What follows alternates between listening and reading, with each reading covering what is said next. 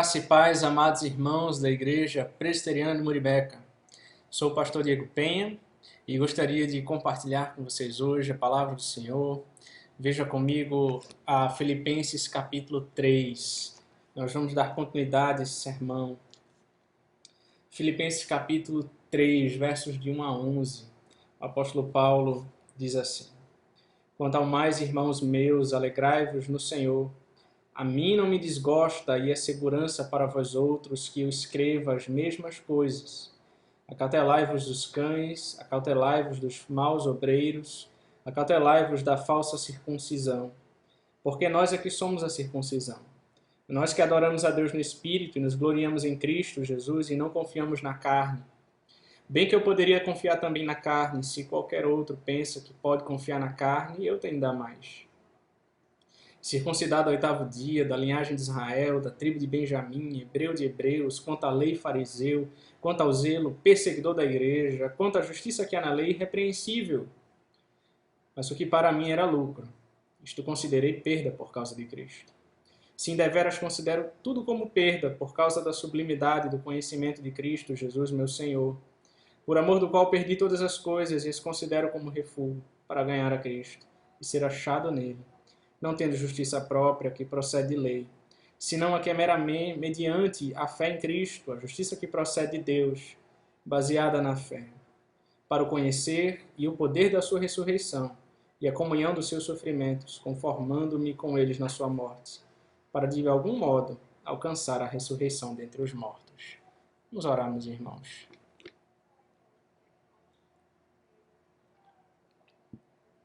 Senhor Deus, amado Pai, obrigado, Senhor, pela Tua santa palavra. Obrigado pela vida da Tua igreja. Obrigado, Senhor, por ser um Deus presente, um Deus tão bom, Pai, que tem cuidado de nós. Abençoa-nos, ó Deus, mais uma vez com a Tua palavra. Ajuda-nos a compreendê-la e sermos guiados por ela. É o que nós te rogamos em nome de Jesus. Amém. Amém, meus irmãos. Nós já introduzimos esse sermão da última feita e nós trabalhamos o primeiro ponto, uma advertência severa que Paulo faz, um alerta que ele dá àqueles irmãos em Filipos, quanto aos falsos mestres, quanto a confiar nas obras da carne. E nós vamos dar continuidade a esse entendimento. Em segundo lugar, uma confiança equivocada. Os versos de 4 a 6, o apóstolo Paulo diz assim: Bem que eu poderia confiar também na carne. Se qualquer outro que pensa que pode confiar na carne, eu ainda mais. Circuncidado ao 8º dia, da linhagem de Israel, da tribo de Benjamim, hebreu de hebreus, quanto à lei fariseu, quanto ao zelo, perseguidor da igreja, quanto à justiça que há na lei, irrepreensível. Então Paulo passa a dar uma ilustração pessoal de sua própria vida. Aqui está o currículo espiritual de Paulo. Ele lista 7 pontos diferentes sobre sua formação. Ele, primeiro, circuncidou o 8º dia. Ele era um judeu legítimo desde o início, não um prosélito. Segundo, da linhagem de Israel. Ele era um verdadeiro israelita. Sua descendência está ligada diretamente a Jacó. Terceiro, da tribo de Benjamim. A tribo de Benjamim deu a Israel seu primeiro rei, o rei Saul, e permaneceu fiel à casa de Davi. É provável que os pais de Saulo tenham dado esse nome a ele, em homenagem ao rei Saul. Quarto, hebreu de hebreus. Ele não foi criado como um judeu helenístico, mas em uma família que manteve a língua e os costumes hebraicos. Quinto, quanto à lei, um fariseu. Ele era membro da seita mais rigorosa, mais ortodoxa e patriótica do judaísmo. Sexto, quanto ao zelo, um perseguidor da igreja. Ele era um zeloso defensor da integridade do judaísmo. E antes do seu encontro com Cristo, ele agressivamente procurou derrubar as comunidades cristãs primitivas. E em sétimo, quanto à justiça que há na lei, irrepreensível. Ele seguia a lei mosaica à risca. Ele era irrepreensível. Se você não está impressionado com este currículo de Paulo, é porque você não é um judeu que viveu no primeiro século. Há um termo que às vezes usamos para descrever pessoas de uma posição muito alta na sociedade. Nós o chamamos de sangue azul. Paulo era um judeu de sangue azul. Ele teve uma excelente educação judaica, uma alta posição social, uma reputação em guardar a lei e manter a pureza moral.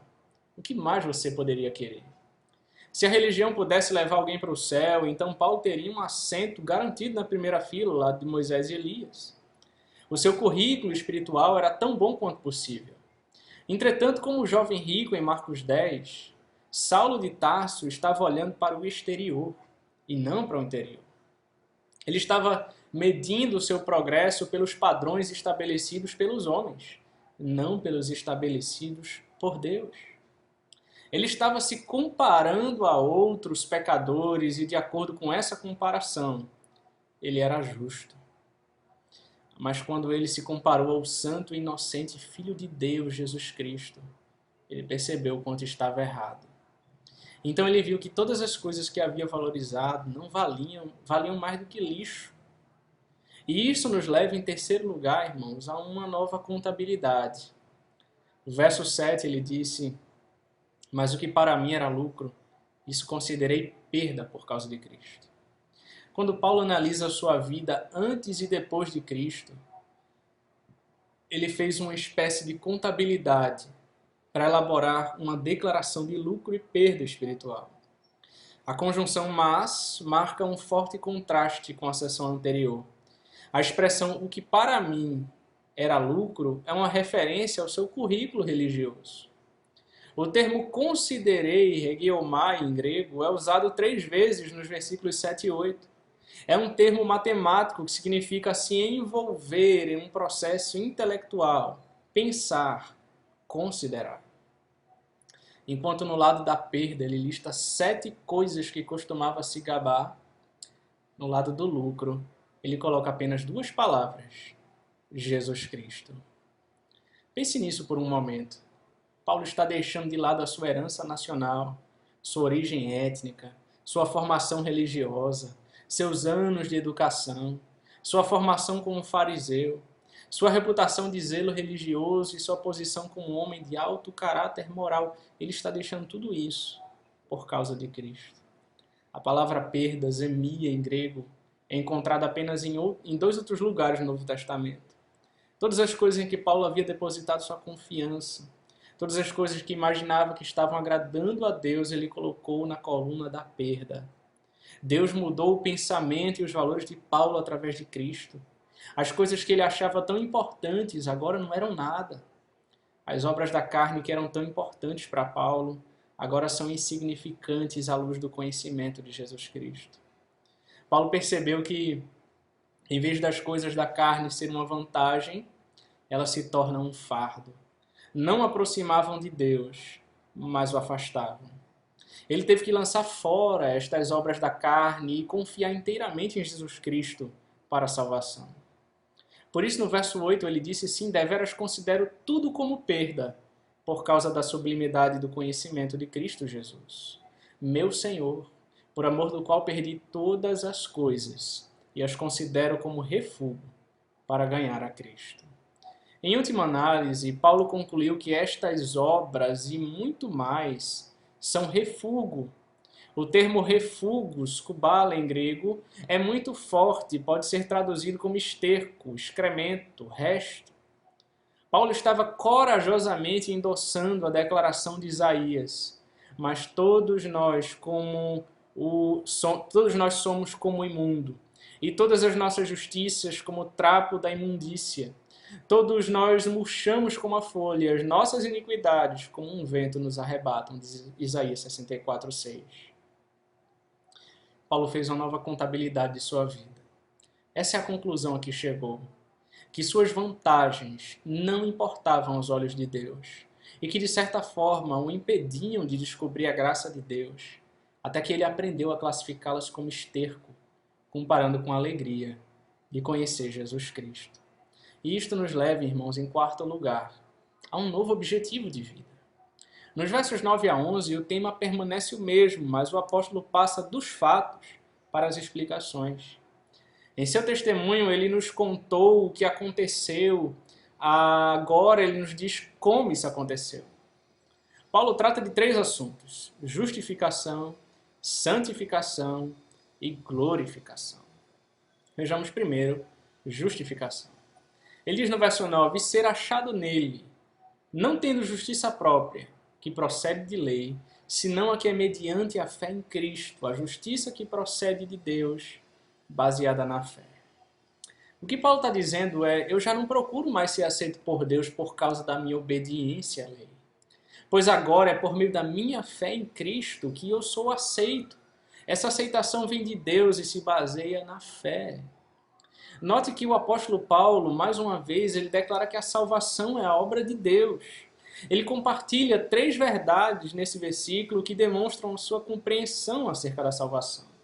Em primeiro lugar, Paulo rejeitou a sua justiça. Paulo se vangloriava de suas realizações para se tornar justo diante de Deus e do homem. Antes de conhecer a Cristo, ele se considera irrepreensível a respeito da justiça que está na lei. Ele disse isso no verso 6. Ele usou o adjetivo possessivo enfático, minha, para contrastar sua justiça com a de Deus. Ele finalmente percebeu que ninguém é justo em si mesmo diante de Deus. Deste modo, ninguém pode produzir atos justos que possam lhe trazer a salvação divina. Romanos 3,10 diz como está escrito, não há justo, nenhum sequer, todos pecaram.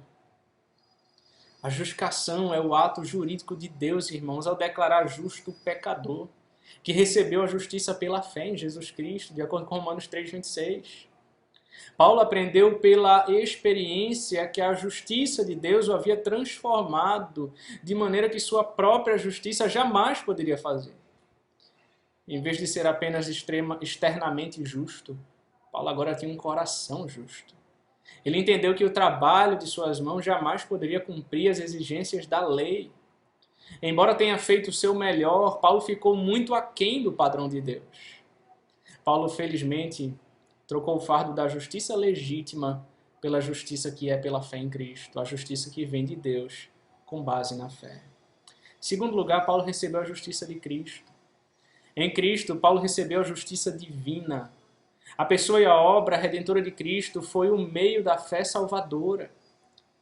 Em 2 Coríntios 5, Paulo declarou o que Deus fez através de Cristo.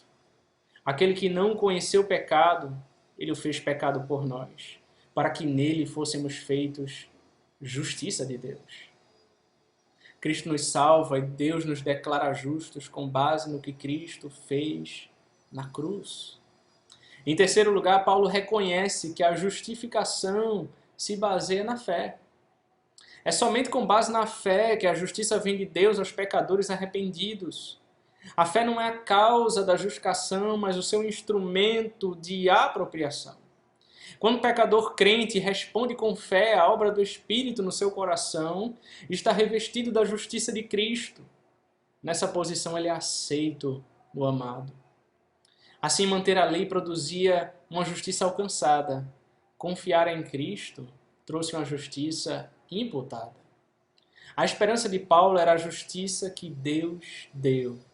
A justificação repousa, ela se baseia na fé, diz Paulo, não sobre o orgulho ou o esforço humano. Mas Paulo ainda apresenta aqui um segundo objetivo de vida, irmãos, a santificação. Veja comigo o verso 10. Para o conhecer e o poder da sua ressurreição e a comunhão dos seus sofrimentos, conformando-me com ele na sua morte. O que Paulo está dizendo é, tudo que eu quero é conhecer a Cristo e sentir em mim um poder da sua ressurreição. Eu quero também tomar parte nos seus sofrimentos e me tornar como ele na sua morte. Observe a expressão para o conhecer. Esta é a meta do apóstolo Paulo. A palavra conhecer, gnóstico em grego, não significa um conhecimento teórico, mas um conhecimento que é adquirido através da experiência pessoal que leva à transformação. O conhecimento de que Paulo está falando aqui é mais profundo. Em outras palavras, é como se o apóstolo Paulo estivesse dizendo, eu não quero apenas conhecer sobre Jesus, eu quero conhecê-lo, experimentá-lo pessoalmente, ser transformado por ele, esse é o objetivo da minha vida. É interessante que o verbo grego gnosko é o mesmo verbo hebraico yadá, utilizado para o relacionamento conjugal entre Adão e Eva, em Gênesis 4:1. Ser salvo é como o casamento, é apenas o começo de um relacionamento crescente, de conhecimento e de partilha. Dois propósitos desse conhecimento são apresentados pelo apóstolo Paulo. Vejamos, em primeiro lugar, Paulo desejava conhecer o poder da ressurreição de Cristo. O mesmo poder, dínamim em grego, que ressuscitou Jesus Cristo da morte física, também levantou o pecador crente da morte espiritual. E este poder atualmente opera dentro do crente para dar-lhe a vitória sobre o pecado. Em Efésios 1, Paulo orou para que os crentes pudessem perceber essa verdade do poder de Deus. Mesmo que nem todas as conversões sejam tão dramáticas como a conversão de Paulo, todas as conversões exigem o mesmo grande poder do Senhor Jesus Cristo ressuscitado. Porque todos eles exigem que Deus levante o pecador da morte espiritual para a vida espiritual. Por meio da identificação espiritual com Cristo, através do batismo no Espírito Santo, todos os pecadores crentes são crucificados, sepultados e ressuscitados juntamente com Cristo, diz Romanos 6. Nós devemos aprender a viver experiencialmente no poder da ressurreição de Cristo, porque nós somos chamados agora a andar em novidade de vida. Aquele que vive, portanto, viva para Deus. Segundo lugar, Paulo desejava conhecer a comunhão dos sofrimentos de Cristo. Ele diz no verso 10, após a conversão de Saulo, no caminho para Damasco, o Senhor falou a Ananias sobre o futuro do perseguidor da igreja. Em Atos 9,16 ele disse, pois eu lhe mostrarei quanto lhe importa sofrer pelo meu nome. Agora o apóstolo aprisionado em Roma ora pela oportunidade de se identificar com Cristo nos seus sofrimentos. Os sofrimentos que Paulo desejava conhecer não eram os da crucificação de Cristo, nem mesmo de seu próprio martírio, mas o sofrimento que é experimentado pelo crente que está totalmente comprometido com Jesus. Nenhum crente pode morrer pelos pecados como Cristo fez, mas pode sofrer por causa da justiça. Em Hebreus 5 está escrito, embora sendo filho, aprendeu a obediência pelas coisas que sofreu, diz Hebreus 5,8. Isto é, o sofrimento de Cristo por nossos pecados na cruz foi o teste final de sua submissão à vontade do Pai. De forma semelhante, se quisermos ser como Ele, precisamos também aprender a obedecer a Deus através do sofrimento. O apóstolo Pedro encorajou seus leitores, porquanto para isso mesmo fosse chamados. Pois que também Cristo sofreu em vosso lugar, deixando-vos exemplo para seguir os seus passos. 1 Pedro 2,21. Em Mateus 16,24, Jesus Cristo diz, se alguém quer vir após mim, a si mesmo se negue, tome a sua cruz e siga-me. Mas Paulo ainda apresenta aqui um terceiro objetivo de vida, irmãos, a glorificação. O verso 11, veja comigo, para de algum modo alcançar a ressurreição dentre os mortos. Paulo tinha esperança de que ele mesmo fosse ressuscitado da morte para a vida. Paulo ansiava pela volta de Cristo, quando finalmente experimentará a ressurreição física, como já havia experimentado a ressurreição espiritual. Pois se alguém está em Cristo, é nova criatura, as coisas antigas já passaram, eis que tudo se faz novo. No verso 11, a expressão para de algum modo não expressa dúvida, mas a humildade do apóstolo Paulo, o sentimento de indignidade, nunca o deixou. Em 1 Coríntios 15 ele escreveu, porque eu sou o menor dos apóstolos, que mesmo não sou digno de ser chamado apóstolo, pois persegui a igreja de Deus. Em Efésios 3 ele se descreve como o menor de todos os santos. Paulo estava confiante de que alcançaria a ressurreição dos mortos e compartilharia a glória de Cristo. O objetivo de Paulo é conhecer Jesus nesta vida de maneira mais profunda. E quando sua jornada terminar, ele será recompensado com a presença de Jesus para sempre. O desejo de Paulo de conhecer Cristo, portanto, era um anseio de estar com Cristo eternamente. Você conhece o Senhor Jesus? Ou você ainda está confiando em sua religião para levá-lo para o céu? Eu exorto a fazer uma nova contabilidade da sua vida e descobrir o que realmente importa. Nesse mundo e no próximo, nada importa mais do que conhecer a Cristo e ser encontrado nele. Você está disposto a trocar o seu próprio currículo espiritual pela justiça de Jesus Cristo? Você gostaria de ir para o céu? Aqui estão 4 palavras que podem levá-lo para o céu. Somente Jesus Cristo salva. Que Deus o ajude a abandonar o refúgio das boas obras e correr para a cruz e encontrar uma nova vida em Cristo. Que Deus te abençoe. Vamos orar. Senhor Deus, amado Pai, ajuda-nos, Senhor, a olhar tão somente para Cristo, Pai. A tirar os nossos olhos das nossas obras, das nossas capacidades, daquilo que possamos fazer, Pai. Não há nada em nós, Pai, que possa nos levar para o céu. Somente o Senhor Jesus pode nos dar essa bênção, essa herança, a vida eterna. Que nós possamos nos voltar para o Senhor, Pai, com fé, entregar as nossas vidas ao Senhor, confiar em Cristo para a nossa salvação e caminhar em novidade de vida, aguardando o grande dia em que o Senhor voltará para nos buscar. E nós teremos um corpo transformado, glorificado, assim como o do Senhor. É isso que nós oramos, Pai, em nome de Jesus. Amém. Que Deus nos abençoe, meus irmãos.